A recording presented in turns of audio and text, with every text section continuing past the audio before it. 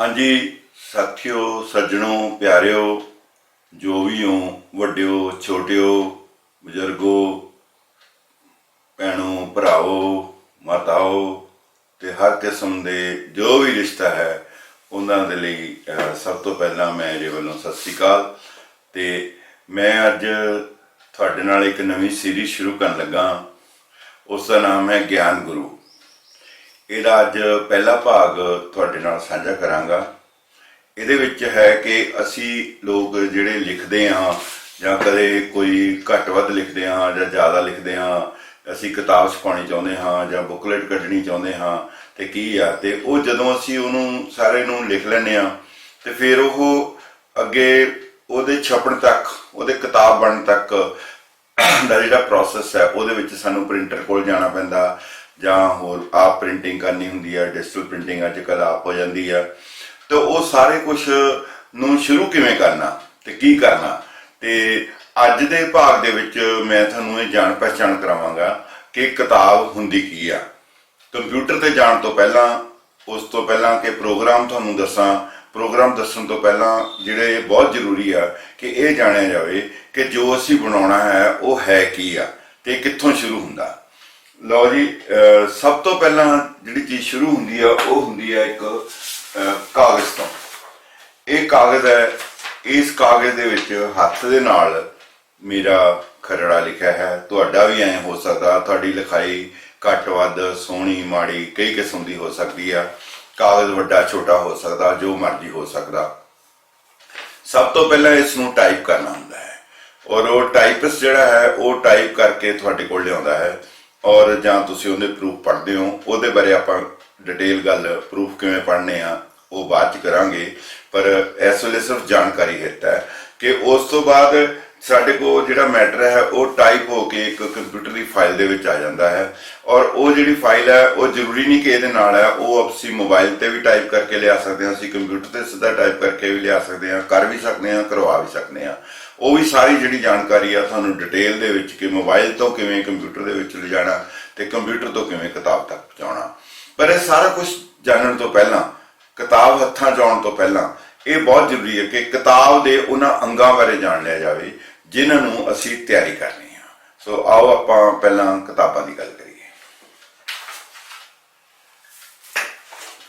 ਕਿਤਾਬਾਂ ਕਈ ਸਾਈਜ਼ ਦੇ ਵਿੱਚ ਆਉਂਦੀਆਂ ਨੇ। ਆ ਜਿਹੜੇ ਇਹ ਸਾਈਜ਼ ਹੈ 7.5 ਬਾਏ 10 ਹੁੰਦਾ, ਕੱਟ ਕੇ ਇਹ 7 ਬਾਏ ਤਕਰੀਬਨ 9.5 ਰਹਿ ਜਾਂਦਾ। ਇਹਨੂੰ B5 ਸਾਈਜ਼ ਕਹਿੰਦੇ ਆ। ਇਹਦੇ ਵਿੱਚ ਜਿਵੇਂ ਇਹ ਰੰਗਲੀ ਲਿਖਾਈ ਦਾ ਬਣਿਆ ਹੋਇਆ, ਇਹ ਇਸ ਤਰ੍ਹਾਂ ਬਣਿਆ ਹੋਇਆ। ਫਿਰ ਇਸ ਦੇ ਵਿੱਚ ਜਿਵੇਂ ਇਹ ਡਾਇਰੈਕਟਰੀ ਹੈ, ਮੈਂਬਰ ਸੂਚੀ ਆ, ਇਹਦੇ ਵਿੱਚ ਜ਼ਿਆਦਾ ਟੈਕਸਟ ਹੈ ਤੇ ਆਪਾਂ ਜਿਹੜੀ ਅੱਜ ਇਹ ਗੱਲ ਕਰਨੀ ਆ, ਆਪਾਂ ਮਤਲਬ ਅੰਦਰਲੇ ਟੈਕਸਟ ਦੀ ਗੱਲ ਕਰਨੀ ਆ।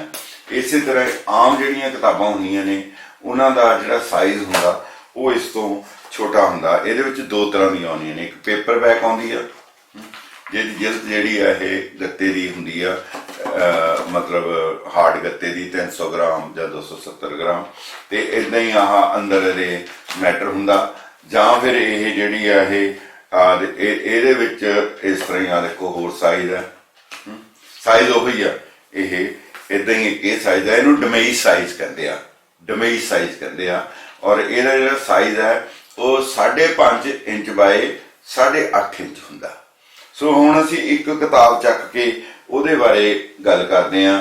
ਜਿਵੇਂ ਆਪਾਂ ਇਹ ਦੂਜੀ ਇਹਦੇ ਵਿੱਚ ਹੁੰਦਾ ਕਿ ਇਹਦੇ ਵਿੱਚ ਹੁੰਦੀ ਆ ਕਿ ਇਹ ਹਾਰਡ ਬਾਉਂਡ ਹੁੰਦੀ ਆ, ਗੱਤੇ ਵਾਲੀ ਜਿਲਦ ਹੁੰਦੀ ਆ। ਤਾਂ ਗੱਤੇ ਵਾਲੀ ਜਿਲਦ ਹੁੰਦੀ ਆ, ਉਹਦੇ ਉੱਤੇ ਫਿਰ ਇੱਕ ਕਵਰ ਲਗਾਇਆ ਹੁੰਦਾ ਇਸ ਤਰ੍ਹਾਂ। ਉਹ ਜਿਹੜਾ ਕਵਰ ਹੈ ਇਹ ਕਿਉਂ ਲਾਇਆ ਜਾਂਦਾ ਇਹ ਵੀ ਬਾਅਦ 'ਚ ਆਪਾਂ ਗੱਲ ਕਰਾਂਗੇ। ਇਹ ਕਵਰ ਲਾਇਆ ਜਾਂਦਾ। ਸੋ ਇਹਦੇ ਜੇ ਅਸੀਂ ਕਿਤਾਬ ਦੇ ਪਾਰਟਸ ਦੀ ਗੱਲ ਕਰੀਏ ਤਾਂ ਪਹਿਲਾਂ ਕਿਹਨੂੰ ਕੀ ਕਹਿੰਦੇ ਆ, ਇਹ ਆਹ ਸਾਡਾ ਜਿਹੜਾ ਅੰਦਰ ਹੈ ਇਹ ਸਾਡਾ ਇੱਕ ਪੇਜ ਸਾਈਜ਼ ਹੈ। ਪੇਜ ਸਾਈਜ਼ ਹੈ ਇਹ 5.5 ਬਾਏ 8.5 ਇੰਚ ਹੁੰਦਾ ਇੱਧਰ ਨੂੰ। ਤੇ ਉਦੋਂ ਬਾਅਦ ਇਹ ਜਿਹੜਾ ਪੇਜ ਹੈ ਇਹਦੇ ਵਿੱਚ ਆਹ ਜਿਹੜਾ ਇਹਦਾ ਟਾਈਟਲ ਹੈ। ਉਦੋਂ ਬਾਅਦ ਆਹ ਇਹਦੀ ਪਿੱਛੇ ਨੂੰ ਪਿੱਠ ਕਹਿੰਦੇ ਆ, ਪਿੱਠ ਕਹਿੰਦੇ ਆ। ਇਹ ਪਿੱਠ ਕਾਗਜ਼ ਦੇ ਹਿਸਾਬ ਨਾਲ ਚੌੜਾਈ ਹੁੰਦੀ ਆ। ਕਈਆਂ ਦੇ ਵਿੱਚ ਇਹ ਪਿੱਠ ਨਹੀਂ ਹੁੰਦੀ, ਜਿਸ ਤਰ੍ਹਾਂ ਇਸ ਕਿਤਾਬ ਦੇ ਵਿੱਚ ਇਹਦੇ ਵਿੱਚ ਪਿੱਠ ਨਹੀਂ ਹੈ ਕਿਉਂਕਿ ਇਹਦੇ ਵਿੱਚ ਜਿਹੜਾ ਆ ਸੈਂਟਰ ਪਿੰਨ ਲੱਗਾ ਹੋਇਆ। ਇਹ ਜਿਹੜੀ ਕਿਤਾਬ ਹੈ ਇਹਦੀ ਪੂਰੀ ਸੈਂਟਰ ਪਿੰਨ ਲੱਗਾ ਹੋਇਆ ਤੇ ਸੈਂਟਰ ਦੇ ਵਿੱਚ ਪਿੰਨ ਲੱਗਾ ਹੋਣ ਕਰਕੇ ਇਹ ਜਿਹੜੀ ਆ ਸੈਂਟਰ ਪਿੰਨ ਕਹਾਉਂਦੀ ਆ ਦੇਖੋ ਪਿੰਨ ਸੈਂਟਰ 'ਚ 2 ਲੱਗੇ ਹੋਏ ਆ, ਇਹ ਕਹਾਉਂਦੀ ਆ ਜਿਹੜੀ ਆ ਇਹਦੀ ਸਲਾਈ ਹੁੰਦੀ ਆ। ਇਹ ਸਲਾਈ ਹੋਣ ਤੋਂ ਬਾਅਦ ਜਿਲਤ ਜਿਹੜੀ ਆ ਉਹਦੇ ਉੱਤੇ ਪੇਸਟ ਕੀਤੀ ਜਾਂਦੀ ਆ। ਸੋ ਇਹ ਸਭ ਤੋਂ ਪਹਿਲਾਂ ਜਿਹੜੀ ਆ ਕਿ ਜਿਹਦੇ ਦੇ ਸਫੇ ਆ ਇੱਕ ਸਾਈਡ ਗਿਣੀ ਜਾਂਦੀ ਹੁੰਦੀ ਆ। ਜਿਵੇਂ ਆਹ ਸਫਾ ਆ, ਇਹ 1 ਤੇ 2 ਸਫੇ ਆ। ਇਹ ਲੀਫ 1 ਹੈ, ਲੀਫ 1 ਹੈ ਤੇ ਸਫੇ 2 ਨੇ, 1 ਤੇ 2। ਇਹ ਸਟਾਰਟਿੰਗ ਜਿਹੜੀ ਆ ਹਮੇਸ਼ਾ 1 ਨੰਬਰ ਤੋਂ ਹੁੰਦੀ ਆ। ਸੋ ਇਧਰਲਾ ਜਿਹੜਾ ਪੇਜ ਆ ਹਮੇਸ਼ਾ 1 ਨੰਬਰ ਹੋਏਗਾ, ਔਡ ਹੋਏਗਾ, ਇਧਰਲਾ ਈਵਨ ਹੋਏਗਾ। ਸੋ ਇਸ ਤਰ੍ਹਾਂ ਜਿਹੜੀ ਕਿਤਾਬ ਹੈ ਉਹ ਔਡ ਤੇ ਈਵਨ ਦੇ ਨਾਲ ਜਿਹੜਾ ਆ ਉਹ ਅਲੱਗ-ਅਲੱਗ ਗਿਣੇ ਜਾਂਦੇ ਆ, ਪੇਜ ਗਿਣੇ ਜਾਂਦੇ ਆ। ਜਿਵੇਂ ਹੁਣ ਆਹ ਪੇਜ ਹੈ, ਇਹ 288 ਪੇਜ ਨੇ, ਇਹ 288 ਪੇਜ ਨੇ, ਪਰ ਸੌਰੀ 300 ਕਿੰਨੇ ਹੋ ਗਏ 288 ਪੇਜ ਨੇ ਔਰ ਇਹ 144 ਲੀਫ ਹੋ ਗਏ ਇਸ ਤਰ੍ਹਾਂ। ਸੋ ਲੀਫ ਤੇ ਪੇਜ ਦੀ ਜਿਹੜੀ ਕਨਫਿਊਜ਼ਨ ਹੈ ਪਹਿਲਾਂ ਇਹ ਖਤਮ ਹੋਣੀ ਚਾਹੀਦੀ ਆ। ਫਿਰ ਜਿਹੜਾ ਸਾਡਾ ਆਮ ਤੌਰ ਤੇ ਟਾਈਪ ਮੈਟਰ ਹੁੰਦਾ ਇਸ ਤੋਂ ਡਬਲ ਸਾਈਜ਼ ਹੁੰਦਾ, ਉਹ ਇਹਦਾ ਡਬਲ ਸਾਈਜ਼ ਹੁੰਦਾ ਵੱਡੇ 'ਚ। ਤੇ ਉਹ ਜਦੋਂ ਕਈ ਵਾਰੀ ਅਸੀਂ ਕਹਿੰਦੇ ਆ ਕਿ ਪੇਜ ਸਾਡੇ ਇੰਨੇ ਆ 50 ਆ, ਅਸਲ ਜਦੋਂ ਉਹ ਇਸ ਸਾਈਜ਼ 'ਚ ਆਉਣੇ ਨੇ ਅੱਧੇ ਤਾਂ ਉਹ 100 ਬਣ ਜਾਂਦਾ। ਸੋ ਇਹ ਜਿਹੜੀ ਗੱਲ ਹੈ ਇਹ ਖਿਆਲ ਰੱਖਣ ਦੀ ਲੋੜ ਹੈ। ਹੁਣ ਆਪਾਂ ਪੇਜ ਦੇ ਉੱਤੇ ਜਾਈਏ। ਪੇਜ ਦੇ ਉੱਤੇ ਜਾਂਦੇ ਆ ਕਿ ਪੇਜ ਦੇ ਵਿੱਚ ਕਿਹੜੇ ਕਿਹੜੇ ਪਾਰਟ ਹੁੰਦੇ ਆ ਜਿਹੜੇ ਆਪਾਂ ਨੂੰ ਪ੍ਰਿੰਟਿੰਗ ਦੇ ਵਿੱਚ ਕੰਮ ਆਉਣੇ ਆ। ਆਪਾਂ ਇਹਨੂੰ ਪੇਜ ਨੂੰ ਜਦੋਂ ਐ ਫੋਲਡ ਕਰ ਲਿਆ, ਹੁਣ ਇਹਦੇ ਵਿੱਚ ਆਹ ਜਿਹੜਾ ਪੇਜ ਹੈ, ਆਹ ਜਿਹੜਾ ਸਾਈਡ ਹੈ, ਆਹ ਲੈਫਟ ਸਾਈਡ, ਆਹ ਟੌਪ, ਬਾਟਮ ਤੇ ਰਾਈਟ, ਇਹ ਕਾਗਜ਼ ਜਿਹੜਾ ਹੈ 5.5 ਬਾਈ 8.5 ਇੰਚ ਹੈ, ਪਰ ਇਹਦੇ ਵਿੱਚ ਜਿਹੜਾ ਪ੍ਰਿੰਟਡ ਏਰੀਆ ਉਹ ਘੱਟ ਹੈ। ਸੋ ਇਧਰੋਂ ਜਿਹੜਾ ਅਸੀਂ ਮਾਰਜਨ ਦਿੰਨੇ ਆ ਉਹਨੂੰ ਲੈਫਟ ਮਾਰਜਨ ਕਹਿੰਦੇ। ਆਹ ਟੌਪ ਮਾਰਜਨ, ਆਹ ਬਾਟਮ ਮਾਰਜਨ, ਆਹ ਰਾਈਟ ਮਾਰਜਨ। ਰਾਈਟ ਮਾਰਜਨ ਦਾ ਤੇ ਇਹਨਾਂ ਦਾ ਫਰਕ ਸਿਰਫ ਇਹਨਾਂ ਦਾ ਹੁੰਦਾ ਕਿ ਆਹ 3 ਸਾਈਡਾਂ ਬਾਟਮ, ਟੌਪ ਤੇ ਰਾਈਟ ਇਹ ਕੱਟ ਹੁੰਦੀਆਂ ਨੇ, ਇਸ ਕਰਕੇ ਜ਼ਿਆਦਾ ਰੱਖਣੀ ਹੁੰਦੀ ਹੈ। ਆਹ ਜਿਹੜੀ ਹੈ ਜਿੰਨੀ ਰੱਖੀ ਉਹ 19 ਰਹਿ ਜਾਣੀ ਆ। ਮਤਲਬ ਫਰਜ਼ ਕਰੋ ਆਪਾਂ ਇਹਨੂੰ 1.25 ਇੰਚ ਰੱਖਿਆ ਤੇ ਆਹ 1 ਇੰਚ ਰੱਖਿਆ ਤਾਂ ਇਹ 1 ਤੋਂ ਪੌਣੀ ਰਹਿ ਜਾਣੀ ਆ।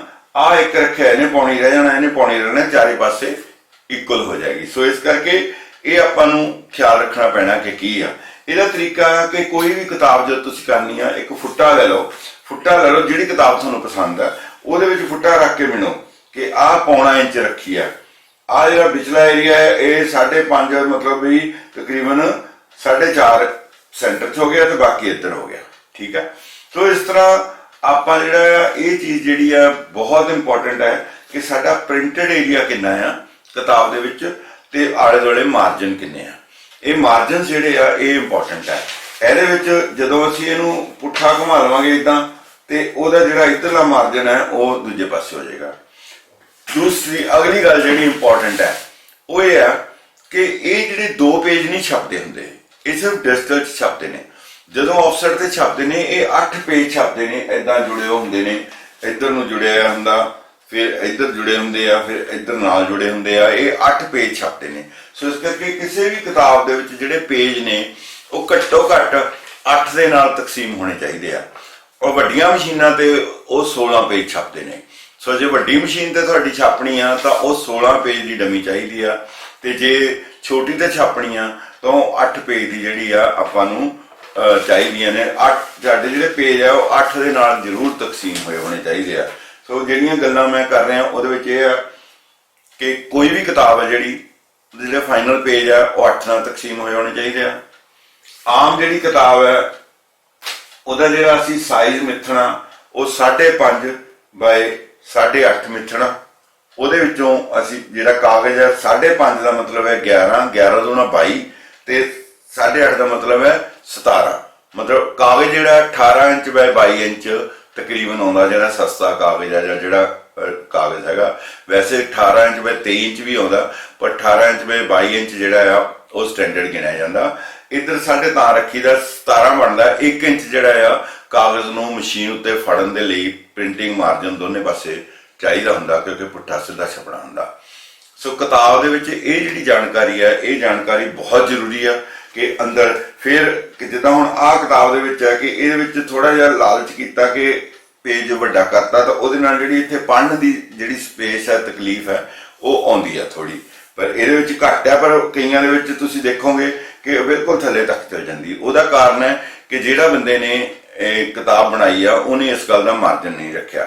ਉਹ ਮਾਰਜਨ ਕਿਵੇਂ ਰੱਖਣੇ ਆ ਉਹ ਤੁਹਾਨੂੰ ਅਸੀਂ ਕੰਪਿਊਟਰ ਉੱਤੇ ਸਾਰਾ ਸਿਖਾਵਾਂਗੇ। ਇਹ ਮੁੱਢਲੀ ਜਾਣਕਾਰੀ ਦੇ ਰਿਹਾ ਤਾਂ ਕਿ ਤੁਹਾਨੂੰ ਇਹ ਪਤਾ ਹੋਵੇ ਕਿ ਕਿਹੜੀਆਂ ਚੀਜ਼ਾਂ ਕਰਨੀਆਂ ਨੇ। ਫਿਰ ਕਾਗਜ਼ਾਂ ਦੇ ਹਿਸਾਬ ਦੇ ਨਾਲ ਇਹਦੀ ਮਿਟਾਈ ਹੁੰਦੀ ਆ। ਜਿਹਦੇ ਕਾਗਜ਼ ਹੈ, ਮੋਟਾ ਕਾਗਜ਼ ਹੈ ਤਾਂ ਉਹਦੀ ਮਿਟਾਈ ਵੱਧ ਜਾਏਗੀ, ਪਤਲਾ ਹੈ ਤਾਂ ਉਹਦੀ ਵੱਧ ਜਾਏਗੀ। ਕਿਤਾਬ ਛਾਪਣ ਤੋਂ ਪਹਿਲਾਂ ਇਹ ਬਹੁਤ ਜ਼ਰੂਰੀ ਹੈ ਡਿਸਾਈਡ ਕਰਨਾ ਕਿ ਕਿਹੜਾ ਕਾਗਜ਼ ਵਰਤਣਾ। ਜਦੋਂ ਤੁਸੀਂ ਕਾਗਜ਼ ਵਰਤਣਾ, ਜਿਹੜਾ ਉਸ ਕਾਗਜ਼ ਨੂੰ ਲੈ ਕੇ ਉਹਨੂੰ ਫੋਲਡ ਕਰਕੇ ਤੇ ਉਹਦੀ ਪਹਿਲਾਂ ਮੋਟਾਈ ਕੱਢ ਲਓ। ਤੇ ਉਹ ਮੋਟਾਈ ਕੱਢਣ ਦੇ ਨਾਲ ਇਹ ਫਾਇਦਾ ਹੋਊਗਾ ਕਿ ਜਿਹੜੀ ਜਿਲਦ ਹੈ ਇਹਦੇ ਵਿੱਚ ਜਿਹੜਾ ਲਿਖਿਆ ਹੋਇਆ ਤੇ ਇੱਧਰ ਨੂੰ ਫੋਲਡ ਜਿਹੜਾ ਠੀਕ ਆਏਗਾ। ਆਮ ਤੌਰ ਤੇ ਜਦੋਂ ਅਸੀਂ ਬਿਨਾਂ ਮਿਣੇ ਤੋਂ ਕਰਦੇ ਹਾਂ ਜਾਂ ਕਾਗਜ਼ ਬਦਲ ਲੈਂਦੇ ਹਾਂ ਤਾਂ ਆਹ ਜਿਹੜੀ ਚੀਜ਼ ਹੈ ਜਿੱਦਾਂ ਇਹਦੇ ਵਿੱਚ ਇਹ ਅੱਗੇ ਪਿੱਛੇ ਹੋ ਜਾਂਦੀ ਹੈ, ਇੱਧਰ ਹੋ ਜਾਂਦੀ ਹੈ।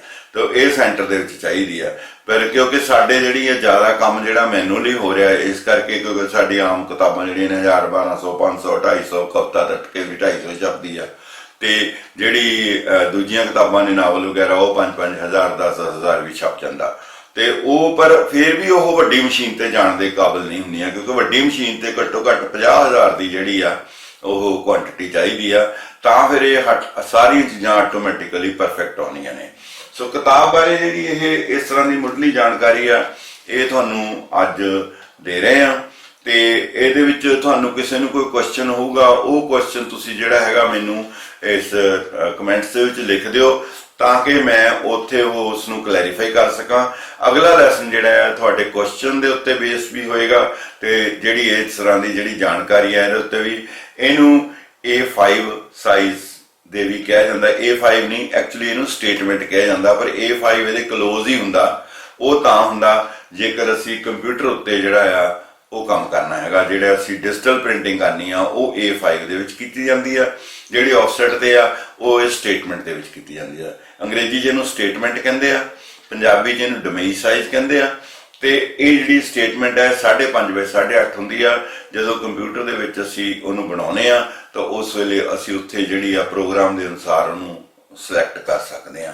ਸੋ ਮੇਰੇ ਹਿਸਾਬ ਨਾਲ ਇਸੇ ਤਰ੍ਹਾਂ ਹੀ ਜਿਹੜੇ ਬਾਕੀ ਦੇ ਸਾਈਜ਼ ਆ ਉਹਨਾਂ ਨੂੰ ਤੁਸੀਂ ਵੀ ਕਰ ਸਕਦੇ ਹੋ। ਤੇ ਮੇਰੇ ਹਿਸਾਬ ਨਾਲ ਕਿਤਾਬ ਬਾਰੇ ਇੰਨੀ ਕੁ ਮੁੱਢਲੀ ਜਾਣਕਾਰੀ ਦੇ ਨਾਲ ਅਸੀਂ ਅੱਗੇ ਅਗਰ ਚੱਲਾਂਗੇ ਤਾਂ ਸਾਡਾ ਜਿਹੜਾ ਹੈਗਾ ਕੰਮ ਸੌਖਾ ਹੋ ਜਾਏਗਾ। ਤੇ ਫਿਰ ਅਗਲੇ ਐਪੀਸੋਡ ਦੇ ਵਿੱਚ ਮਿਲਦੇ ਹਾਂ ਤੁਹਾਡੇ ਸਵਾਲਾਂ ਜਵਾਬਾਂ ਤੋਂ ਬਾਅਦ ਗਿਆਨ ਗੁਰੂ ਦੇ ਸ਼ੀਰਸ਼ਕ ਥੱਲੇ। ਅੱਜ ਇਹ ਪਹਿਲਾ ਐਪੀਸੋਡ ਸੀ। ਇਸ ਤੋਂ ਬਾਅਦ ਅੱਗੇ ਆਪਾਂ ਹੌਲੀ ਹੌਲੀ ਇੱਕ ਚੀਜ਼ ਜਿਹੜੀ ਆ ਛੋਟੇ ਹਿੱਸਿਆਂ ਦੇ ਵਿੱਚ ਤੁਹਾਡੇ ਨਾਲ ਸਾਂਝੀ ਕਰਦੇ ਰਹਾਂਗੇ। ਬਹੁਤ ਬਹੁਤ ਧੰਨਵਾਦ। ਇਹ ਮੇਰਾ ਕਾਰਖਾਨਾ ਹੈ, ਤੁਸੀਂ ਦੇਖ ਲਓ। ਤੇ ਉਹ ਬਸ ਇੱਦਾਂ ਦਾ ਹੀ ਹੈ, ਖਲਾਰਾ ਪਿਆ ਰਹਿੰਦਾ ਕਿਉਂਕਿ ਚੀਜ਼ਾਂ ਦੀ ਲੋੜ ਪੈਂਦੀ ਆ। ਕਦੇ ਟੇਪ ਦੀ ਲੋੜ ਪੈ ਗਈ, ਕਦੇ ਕਾਰਡ ਦੀ, ਕਦੇ ਪੈਨਾਂ ਦੀ ਲੋੜ ਪੈ ਗਈ, ਕਦੇ ਫੁੱਟੇ ਦੀ ਲੋੜ ਪੈ ਗਈ, ਕਦੇ ਕੋਈ ਛੋਟੀ ਜਿਹੀ ਸਮਾਈਲੀ ਘੜੀ ਦੀ ਮਨ ਨੂੰ ਖੁਸ਼ ਰੱਖਣ ਲਈ ਪੈ ਗਈ। ਇੱਦਾਂ ਹੀ ਕੋਈ ਦਵਾਈਆਂ ਪਈਆਂ ਨੇ, ਲਿਵਰ ਦੀ ਪਈ ਆ, ਦੂਜੀਆਂ ਪਈਆਂ ਨੇ, ਹੋਰ ਨੇ। ਮਤਲਬ ਵੀ ਕਹਿਣ ਦਾ ਫੋਨ ਪਿਆ ਹੈਗਾ। ਇੱਕ ਜ਼ਿਆਦਾ ਕਲੋਜ਼ ਦੇਖਣ ਲਈ ਤੁਹਾਡੇ ਕੋਲ ਇੱਕ ਕੈਮਰਾ ਲੈਂਸ ਵੀ ਹੈ ਜਿਹੜਾ ਕਿ ਲਾਗੇ ਦੇਖਣ ਦੇ ਲਈ, ਜਿਵੇਂ ਇੱਦਾਂ ਉਹਨਾਂ ਕੋਲ ਘੜੀ ਵਾਲਿਆਂ ਕੋਲ ਹੁੰਦਾ, ਇਹਦੀ ਵੀ ਲੋੜ ਪੈਂਦੀ ਆ। ਐਨਕਾਂ ਦੀ ਵੀ ਲੋੜ ਪੈਂਦੀ ਆ। ਇੱਦਾਂ ਦੀਆਂ ਚੀਜ਼ਾਂ ਦੀ ਵੀ ਲੋੜ ਪੈਂਦੀ ਰਹਿੰਦੀ ਆ। ਸੋ ਵਿੱਚ ਜਿਹੜੇ ਦੂਜੇ ਕਰਨੇ ਪੈਂਦੇ ਪ੍ਰੋਗਰਾਮ ਤੁਹਾਨੂੰ ਇਹਨਾਂ ਦੀ ਵੀ ਲੋੜ ਪੈਂਦੀ ਆ। ਮਤਲਬ ਵੀ ਤਰ੍ਹਾਂ ਦੀਆਂ ਚੀਜ਼ਾਂ ਜਿਹੜੀਆਂ ਨੇ ਉਹਨਾਂ ਦੀ ਲੋੜ ਪੈਂਦੀ ਆ। ਸੋ ਇਸ ਕਾਰਖਾਨੇ ਦੇ ਅਸੀਂ ਮੁੜ ਕੇ ਜਿਹੜਾ ਅਗਲਾ ਐਪੀਸੋਡ ਹੈ ਉਹ ਕੰਪਿਊਟਰ ਉੱਤੇ ਸਕਰੀਨ ਉੱਤੇ ਤੁਹਾਨੂੰ ਦਿਖਾਵਾਂਗੇ ਤੇ ਉਸ ਦਾ ਸਕਰੀਨ ਕੈਪਚਰਿੰਗ ਦੇ ਪ੍ਰੋਗਰਾਮ ਹੋਣਗੇ। ਬਹੁਤ ਬਹੁਤ ਧੰਨਵਾਦ।